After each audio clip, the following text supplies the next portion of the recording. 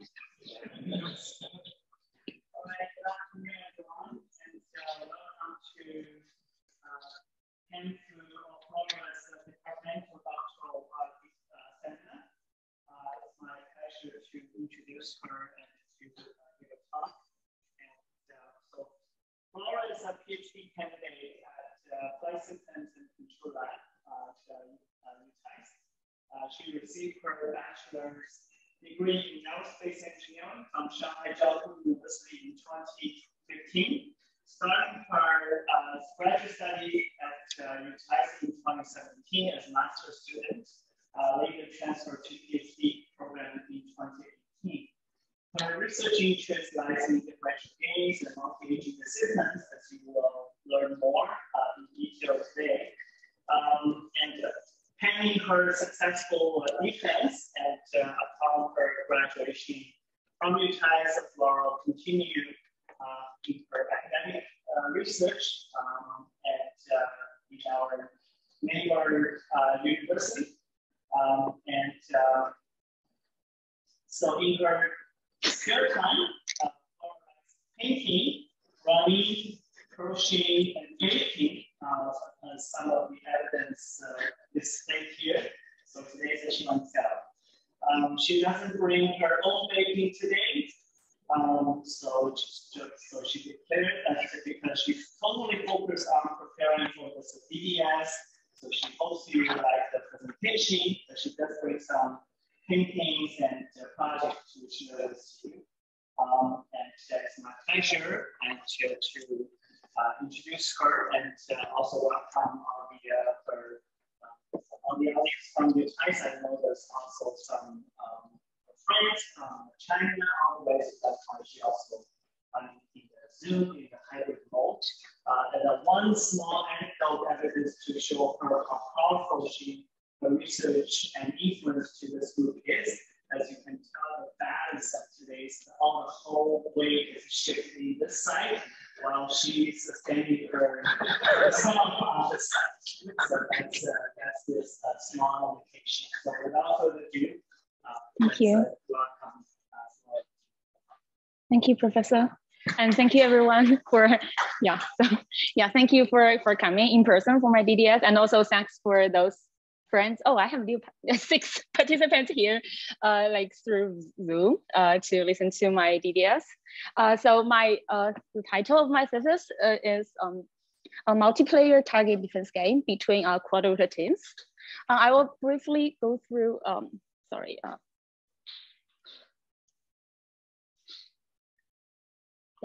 So I will briefly go through some motivation and the problem statement, and then I will divide my solution into 2 parts for faster defenders and slower defenders respectively. And then in the end, I will show some results in the experiments and conclude with conclusions and future work.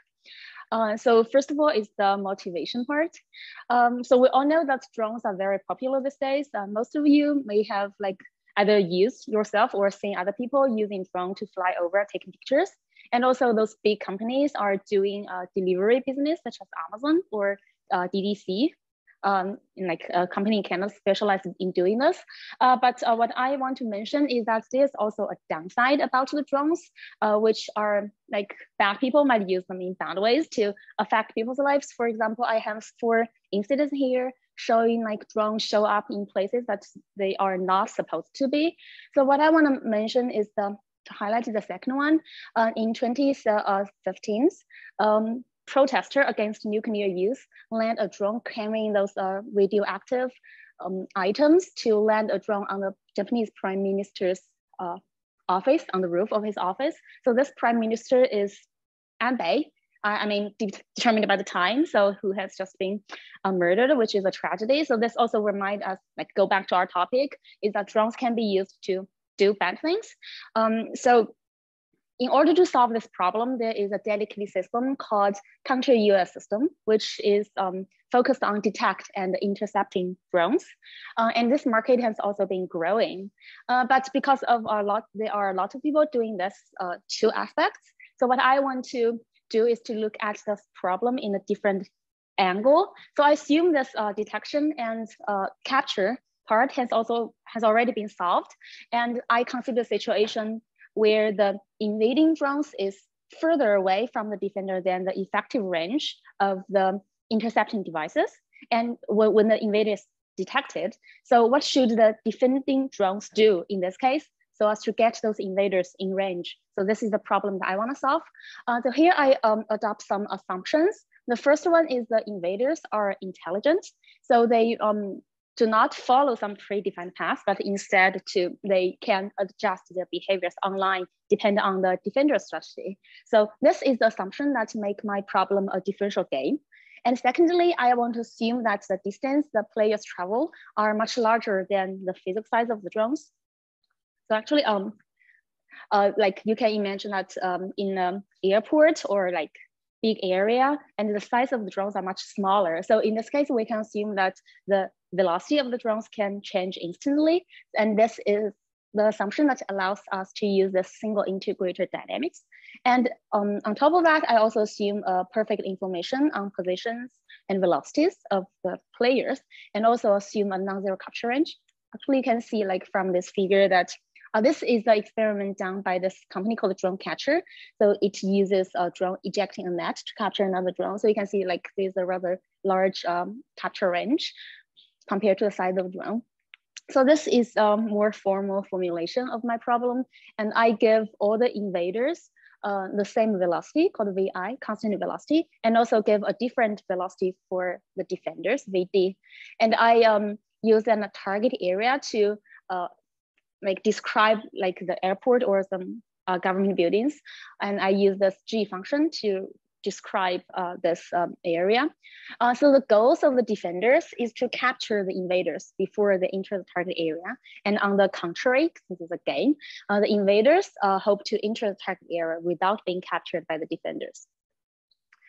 So that's basic problem formulation, but there's one parameter that affects the solution a lot, which is the velocity of the players. Because like when the defender travels faster, capture is guaranteed because at least the defender can go to the initial location of the invader and follow exactly the path the invader has traveled. So that way capture is guaranteed.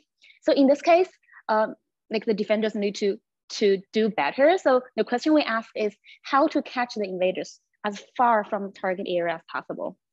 However, if the defender travels slower, capture is not guaranteed. Actually, there are researchers proving that the invader can avoid capture from multiple defenders in appropriate conditions. So the question we want to ask about the slower defender game is that how or whether can the defender capture those invaders? So that's lead to the two branches of my solution, and we'll talk about the faster defender case first. Since our goal is to solve this like multi-defender, multi-invader, and this larger than sign means defenders travel faster. Our goal is a multiplayer game, but we want to start from the single defender, single invader game and extend the solution all the way to the multiple player games. Okay. So the solution for the SDSR game is actually very intuitive. But the hard part is to prove its optimality. The intuition is that like the first question we want to ask about this is that where are the safe places to go for the invader? Like which are the places that the invader can reach before the defender does? And the answer is a so-called dominance region as the figure, the pink area shown here. So the second question we immediately want to ask is that within those safe places, which point is closest to the target area? Because that's very likely to be the destination point the invader wants to go. So those above description can be concluded in this optimization problem. And we can prove that for this faster defender game, our dominance region of the invader, like the pink area, is convex. So if we further assume the target area to be convex, then the whole problem will become convex and it's like efficient to be solved.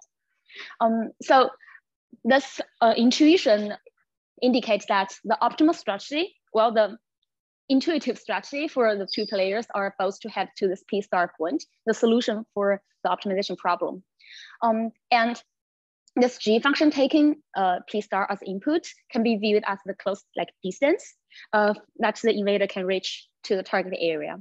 And like, so the next step for us is to prove the optimality. like for differential games, you can view it as an extended optimal control problem. So for optimal control problem, we have an objective and we want to minimize or maximize it. And then after the minimization or maximization, the objective function becomes the so-called value function, and that function should satisfy this HJB equation. But here in this game theory, what we have is the payoff function. So we have the defender wants to maximize, but at the same time, the invader wants to minimize because the invader wants to get closer to the target. And in corresponding to the HJB equation here, we have the HGI equation. So the I stands for Isaac, the guy who initiated the whole differential game theory. So yeah, we want to prove this, and eventually we can. So that means at least the intuitive solution is a necessary condition for optimality. So that's kind of one of the important results for my thesis. And so that's done about the SDSI game. And then we can extend this problem into multiple players. So the first thing we can do is to extend it to multiple defenders. Well, the idea is actually very straightforward because for the invader, it has a dominance region against each defender. So the intersection of them all will give the overall dominance region of the invader. So we can just replace this new dominance region in place of the previous dominance region here. And then the rest of the story are the same. So fortunately, we can also prove that this geometric solution is optimal. I mean, it's actually satisfies the necessary condition, which is the HGI equation. So shown in this figure is some simulation results. For for simplicity, I have only a circular target area, but I can have any convex target areas. And I have 4 defenders and 1 invader. So you can see those dashed curves are the boundaries for those individual dominance regions. And a solid curve is the intersection of them. And you can see that the invader will be captured as the boundary of this overall dominance region. Yeah, so that's done about some multi-defender single invader extension. And the other direction to extend the SDSI game is to give it more invaders. So this can also, the solution can also be derived from the SDSI solution. It's just a little bit complex because we need to divide the game into multiple stages. And starting from the second stage, everything is still SDSI game, but the only difference is that the defender needs to spend some extra time in order to capture all the previous invaders. So using this difference, we can modify the dominance region that we defined before. And in the end, we put it as the constraint of our optimization problem, then we have the rest of the story are the same. But an additional problem to solve for this SDMI game is that we need to decide the capture order. For my current understanding, I believe the optimal solution can only be obtained by enumeration, which is pretty complex, computational expensive. But fortunately, there is some method that we can approximate the solution to simplify a little bit. And this work is done by Noah, which was a MN student that worked with me. So he developed approximation method for the capture order problem that treats invaders which are spatially close to each other as a single invader. So that way we can lower the dimension of the problem and to compute the capture order more easily. And in terms of optimality of the solution, I can only prove it in a limited cases, which is when the first invader is captured closest to the target area. But for other situations, I'm not sure about the optimality of the solution. However, I do have some comparison with my methods with some existing work, which is also a previous work from our lab. It is a customized or modified RRT star path planning method, which incorporates the idea of games. So RRT, you start from a parent node and then sample a child node in the environment and select the best child node and to connect to the parent node, and then the path will grow when you do this over and over again. The criteria of choosing the best child node is using this value function of the game. So it's basically the same method, but because of RRT requires some random sampling, so the results might be some uncertainties in it. As a result, because my solution is deterministic, so it's improve the solution a little bit. in the sense that it captures the invaders in a further distance from target area. Yeah, so at this point, what we have is that from the invader's perspective, it views the problem as a single invader, multiple defender problem. So we have solved that. We know the invader strategy. On the other hand, from the defender's point of view, it will solve a single defender, multiple invader problem. But the gap in between is that how should we allocate those invaders? Like which defender should be responsible for which invaders? By the way, we have this additional assumption that there are more invaders than defenders because the defenders are faster, right? So we want to make the game more fair to give some advantages for the invaders in number. So in this case, to solve the invader allocation problem, we need to formulate this problem as a task assignment problem. So this variable of this problem is this xij, indicating whether invader I is assigned to defender j. So it's a binary number. And this, I call it efficiency, or I'll define it later, is a metric that to measure how good this defender-invader pair is, how good this assignment is. And then this optimization is subject to two constraints. The first is that the invader can only be assigned to one defender because there are more invaders and a single defender is enough to capture one invader. So we do not want to waste using two defenders on one invader. So the second constraint is that we want to limit the maximum number of invaders that it can take by each defender due to the compilation cost of this SDMI game. So actually, so this is the definition for my efficiency. So recall from this SDSI game, this G taking P star as input indicating the close distance the invader can get to the target. So I put this distance the defender has to travel at the denominator. So it becomes an efficiency, like you travel less distance to capture, to stop the invader at a further distance. So it's like efficiency. So with this efficiency definition, our assignment problem is fully defined. But however, actually this problem is well studied and there are a lot of existing methods can give the optimal solution. But because of the special structure of efficiency, I actually propose my own heuristic distributed solution using the property that you can see this is a contour for a fixed defender location, like the contour of the efficiency. And those areas are the high efficiencies resides. So the defender would be like to assign to invaders in this area. So it would not consider invaders in like far away places because there will be other defenders in those places to handle those invaders. So using this property, I can propose my own distributed solution. So this is a simulation about like the MDMI game about 12 defenders and 40 invaders here. So you can see a little bit difference is here. So solid line is the solution when the assignment problem is solved with my own solution, and the dashed lines are the assignment solution solved from some existing open source code from Google OR tools. So you can see the difference is only here, so just a little bit difference here, and the defenders successfully capture like a higher number of the invaders. Okay, so that concludes the faster defender game.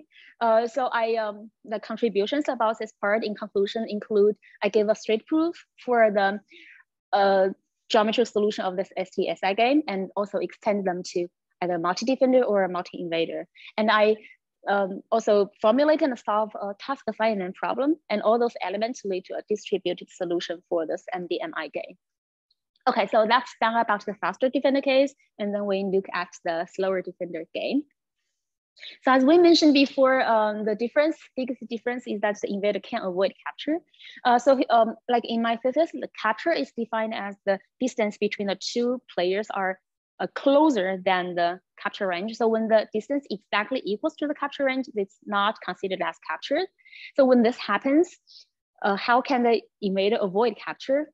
So because it's factorized, you can allocate some velocity to match that velocity of the defender and use the rest redundant velocity to rotate around that defender. So that's how it avoids capture. So in terms of the target defense game to enter in the target, so the invader just need to try to enlarge the distance along the parameter of the target area. Then after sufficient distance is obtained, then you can just go to the target area freely.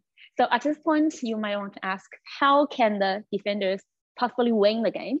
So I identify 3 cases that this is possible. So first is that when there is a wall there, like we just change the rule to like the invader might not have, it might hit the wall before it have enough distance.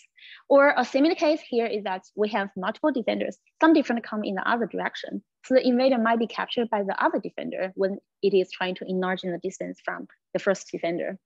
Okay, and the third case is pretty interesting because although the invader wants to enlarge the distance, it does not want to like go in that direction because it still wants to keep close to the target area.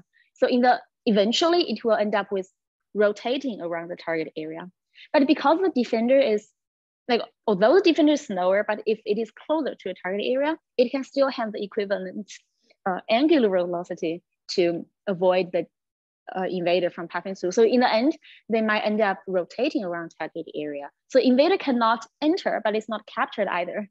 So yeah, that's a pretty interesting case. So in this case, we can see that the defender balances 2 aspects to enlarge the distance and keep close to the target area. So the previous those situations correspond to 3 games that I solved for the slower defender part. But before presenting the solution, I'm going to show you something in common shared by those 3 games, which is the structure of the optimal trajectory of those 3 games or of slower defender games, which is the game will start with everyone traveling along straight lines. But at some point, the distance between the invader and some defender will be like decreased to this capture range distance. And from this moment on, the invader will use that rotating around strategy to like rotate to the other side. Like it might be at the upper side at the beginning, though you can rotate to the other side, then you can enter. So in like taking advantage of this, the defender wants to push the invader in this direction along the perimeter in hoping that there might be a wall there or might be some other defender coming to help, or they might end up rotating. But at the same time, the defender also need to recede towards the target area to allow it more time to push the invader further along the perimeter. So the defender also have like 2 aspects to balance.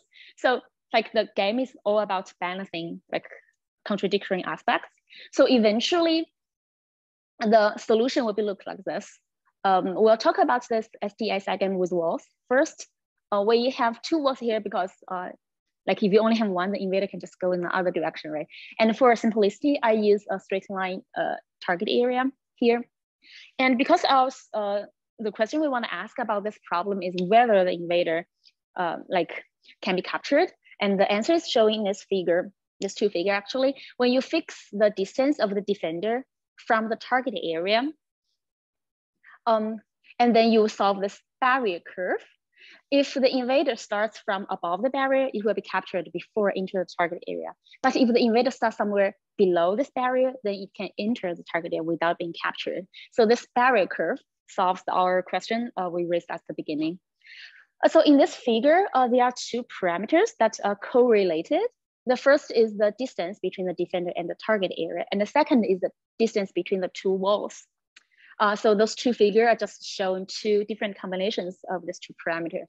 And the relationship between those 2 parameters shown in this figure. So basically you can understand it as given the distance of the defender from target area, what is the longest target area length or the largest distance between the 2 walls that the defender can defend, or given the fixed distance between the walls or the length of the target area, what is the closest distance the defender can be placed from the target area that it can still win the game. So that's about the first game that a single defender can win. So we talk about this rotating case here before the 2 defender case because it's also involving a single defender. And the solution is pretty similar, and we have 1 parameter that is the distance between the defender and target area. Because we use polar coordinates, that's why we have this raw D here. But in corresponding to the distance between the walls, the other parameter in this game is the central angle defined by the boundary, by the barrier. So an interesting thing about the barrier is that it cannot stretch like to form this, like this is what I supposed to have, but I end up do not have that. The barrier will stop expanding at some limited points. So that's why we need some other defenders to deploy it at other places, so the barrier can form a whole circle. But exactly how many defenders do we need? That problem is going to be solved by this, how large the central angle is. That's why this is the second parameter for this problem, and the relationship of these two parameters shown here. Okay, so that's about the single defender game. And here we'll talk about the two defender game. Because we have one more defender, so that's actually raised the dimension of the problem. So you can understand it as like previously we have only one curve for the barrier, but here we have multiple of them. And actually they are called semi-permeable surfaces, but they're actually curves. The surface is just for general term for higher dimensional problems. So the actual barrier for this two defender game is the lower envelope or lower boundary of all those semi-permeable surfaces. Okay, so yeah, that's conclude the solution for the three cases that the defender have a chance, has a chance to win. But you may notice that this solution does not give you a closed loop or state feedback strategy. So I put another section doing, like, proposed two alternative methods for doing this. One of them is, like, they both have their pros and cons. So the first is theoretically optimal. This can be guaranteed, but I have some difficulties in applying it for non-zero capture range problems. But the idea is here. So you can see the structure of this semi-permeable curves. They look like this. So if the invader wants to pass through the two defenders and reach some target area below, then it needs to traverse all those semi-permeable surfaces in this downward direction, right? But from the defender's perspective, they want the invader to traverse along this upward direction. So eventually, this will look like the invader is chasing after all those semi-permeable surfaces. Then we can formulate this problem as a pursuit evasion game. But to explain a little bit about the semi-permeable surface is that if the defenders place optimally, then the invader cannot traverse in the downward direction as it wanted, but it can only traverse in the upward direction. The best it can do is to stay on the same curve. So that's what semi-permeable means, like can only be passed through one direction, like when one of the players are play optimally. So yeah, so back to this pursuit evasion game, we also need to describe those semi-permeable surfaces, use a single function, and this V is the value related to each semi-permeable curve, and different value of V indicates different semi-permeable curve. Well, in the end, we can formulate this SPS-based pursuit evasion game and follow the standard approach of solving differential games, and you will have the optimal solution. And it's dependent on this P, which is like defined as this. It's dependent on the location of the invader in the reference frame where the x-axis like passing through the two defenders, and then also depend on the derivative of this f function. So I've validated this method in two defender single invader games with zero capture range, because there's an analytical solution for that. But I have some difficulties in applying for non-zero capture range problems because it has like relatively higher requirement on this function. It needs to be smooth enough and simple enough. So yeah, I've put this into my future work. So if anyone's interested in that, maybe continue on doing that. So this is the first state feedback strategy. And the other one is I borrow some idea from the dominance-based geometric strategy from faster defender games. So you recall that in the faster defender games, the dominance region of the invader is closed, but here the dominance region of the defenders are closed. So if these two regions not intersect, then invader is guaranteed to win. So it just needs to go in somewhere in between these two tangent lines, and then it can guarantee to be winning. But the other case is that when this dominance region of defenders intersect, then an intuitive solution for them is to go to this intersection point, and the invader will eventually be captured there. So this method is not guaranteed to be optimal. So I've solved its barrier showing here, the red dashed curve is like a little bit worse than the theoretical solution because the Winnie rating of the invaders below is larger than the theoretical solution. But the good part about this method is that it's very efficient to be computed, and it can handle arbitrary shape of the target area. Yeah, so that concludes the part for slower different games. And in conclusion, I solved the 3 slower different games that an invader can be captured outside of the target area, and then also propose 2 methods of designing a state feedback strategy for the 2 different games. And then is some experiment validating the strategy that I proposed. I use Crazyfly 2.1 and to use off-track system to give me like ground truth, velocity and position measurements.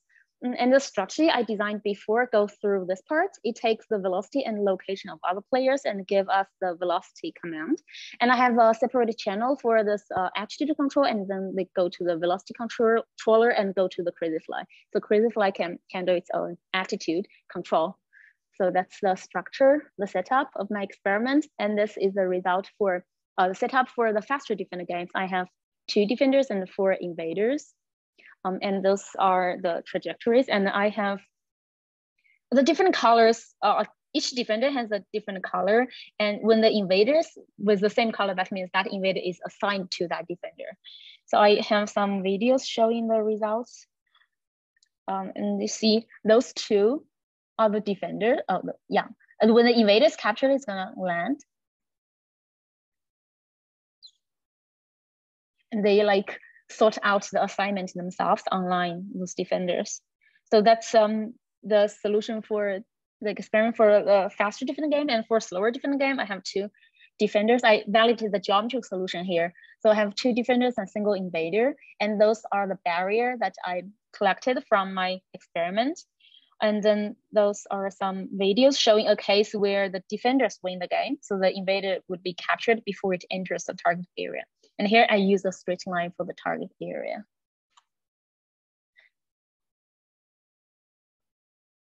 Yeah, so I think that's the end of my presentation. So for a short conclusion, I like solve the 2 aspects of problem. For slower defender games, I solved this SDSI game and extended it all the way up to the MDMI game to give a distributed solution. And for the slower defender game, I solved the 3 games, which invader can be captured by a slower defender, and then propose a state feedback strategy solution for it.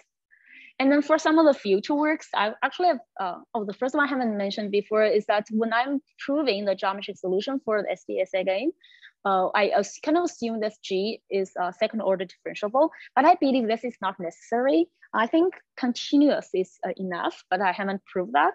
So this could be something to do in the future. And the second thing, as I mentioned before, the optimality of the geometric solution for the SDNI game has not been proved for all the situations.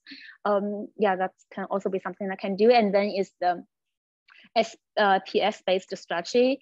It can be applied to non-zero capture range problems. And then in the end, we might, because currently I assume perfect information from the off-track system.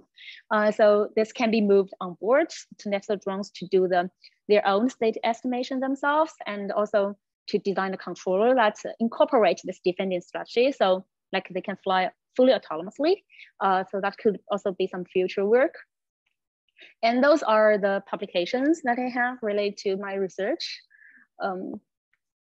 Yeah, and then before I conclude my presentation, I want to thank a lot of people through the past 5 years of my PhD life.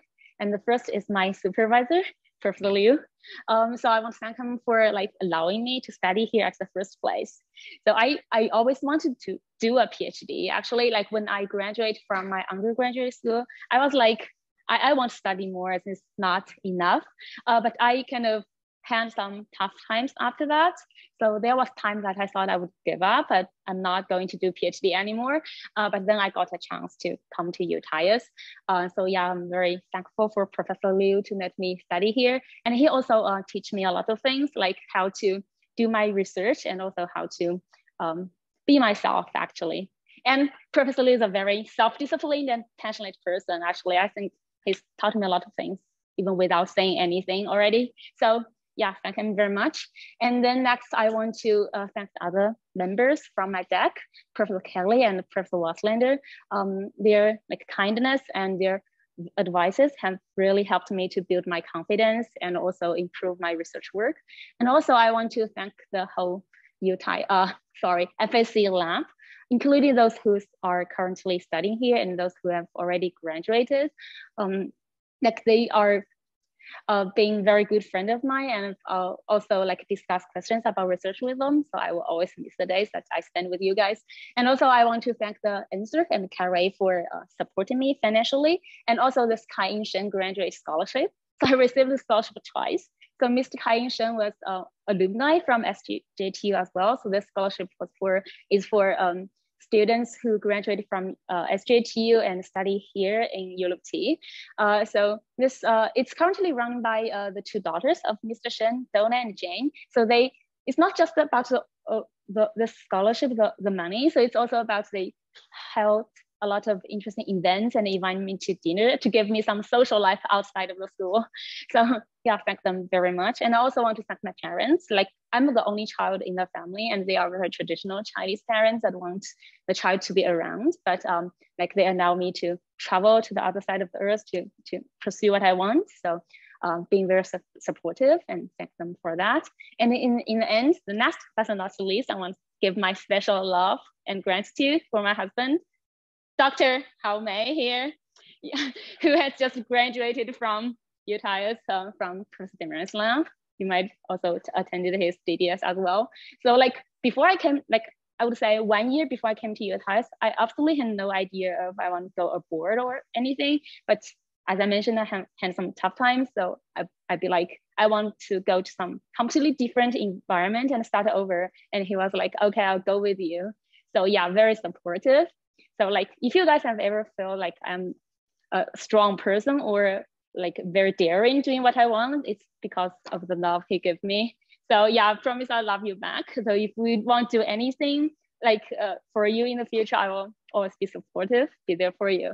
So yeah, so that's an, oh yeah, also my cat, who like, you know, is not very like not like us actually, but she likes keep distance from us, but she also gives us a lot of fun and be our company all the time. Okay, yeah, so that's end of my presentation, and I hope you enjoyed it, and I'm welcome to any questions. So thank you.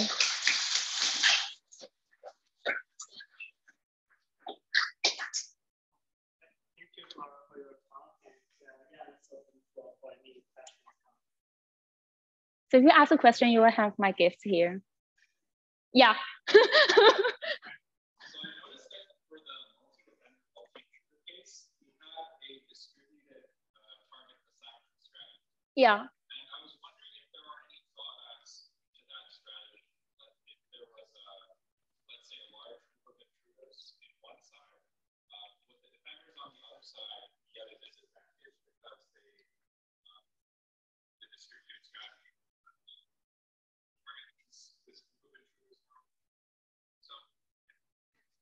Yeah, thank you for the question. I think that's actually an advantage of my solution, because I think you asked that if I have defender here, but invader at those locations, so it would not consider those invaders. Yes, I think so. If we do not have another defender at this position, so those invaders may not be considered. So that's, yeah, so from this point of view, it is some disadvantages, but I kind of assume that I have defenders spreading all around the target area. So each defender will like look into the invader in front of it. So when this is true, you actually save some computation like resources, because the defender only need to look at the invaders right in front of it. Like for invaders there, just leave it to concern about for those defenders. Like, but the condition, like the requirement is that we need to have multiple defenders spreading around. So in this case, like my solution will be advantageous. But if we do not have those defenders here, that might be some problem. Yeah, thank you. Yes. Yeah.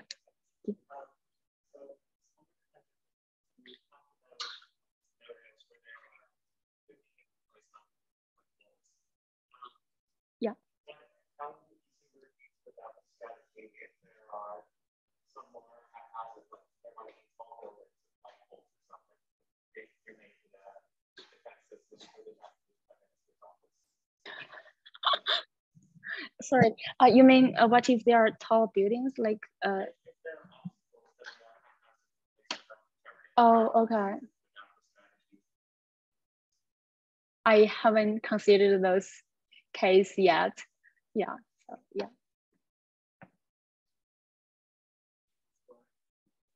Yeah. For the store defender faster invader case, the invaders would more often than not. And I think so. That each defender is assigned an invader. And that's for the faster defender game. Yeah. Okay.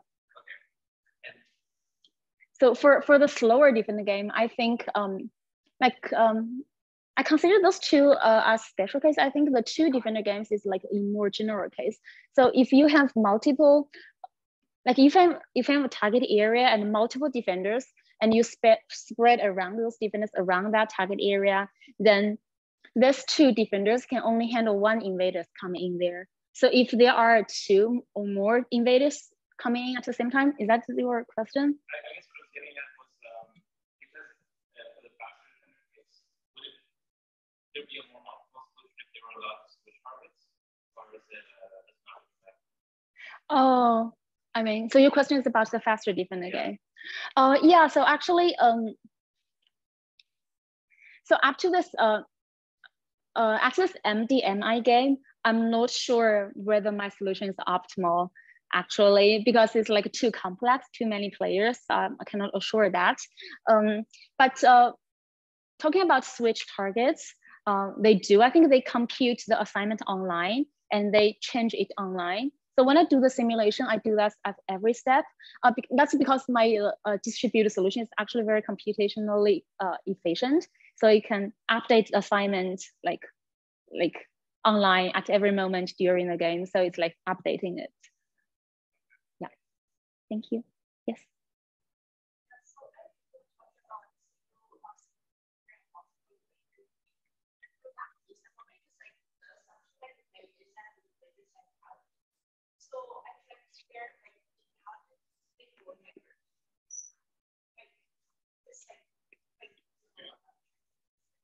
You mean they can run away?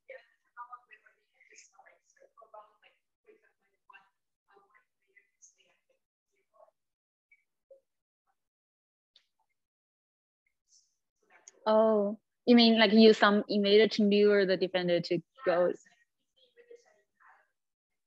Mm-hmm. Yeah. Thanks for the question. Yeah, but I do not consider the situation that's using some invader to lure the defender. I didn't consider that part. But I think, but aside from that, like I assume the invaders are self-interested. They only consider about themselves. I think in that case, the invader must be captured because they are slower, Yeah, so if a defender wants to capture the invader, it's just go to the initial location of the invader and follow exactly the path it has traveled, then it's gonna be captured. And talking about like, although I'm not considering any like luring thing, but what you mentioned does happen in my solution. So the invader's gonna estimate the velocity of the defender actually, and it will like try to estimate whether like which invader is currently under pursuit. So if itself is not, the invader will assume itself to be the next. So with this consider, that does happen. So when the defenders capture the previous invader, the other invader will like go some detour, like a little bit further, like to move around. So that does happen in the solution though. Yeah, thank you.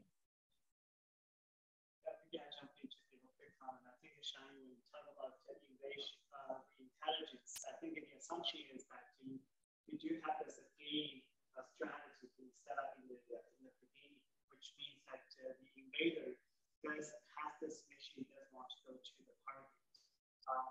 And so if the invader decides to run away, there's no mission and it doesn't. So that's why this gaming is based on the assumption that you want to get into this target. Well, the defender is trying to protect the target. But with that, I do have a follow-up question, is that in the beginning, when we talk about this game is based on this intelligence, the assumption from the practice point of view, when you run your experiments, what kind of intelligence, what kind of information they need to have in terms of both on both sides, the invader as well as the defender. For example, they need to know the speed, position of each other. Yeah. Comment on that. Yeah, they need the location and velocity of each other. So you assume that information is available. Yeah. So if that information is not available, then the problem probably will get rid of that too. Yeah. Thank you. Any other students? Not, let's thank Flora one more time for her talk, and also Flora, I'm sure her husband may have prepared some refreshments here, and encourage you to continue to have a friendly conversation with them. And I also want to acknowledge Flora we joined the Untitled Chapter as a joint effort with Shanghai Jiangsu University that Professor Acknowledgement and our institute to establish this relationship with them. And so we're very happy to see this such a joint program. Thank you for that. Thank you.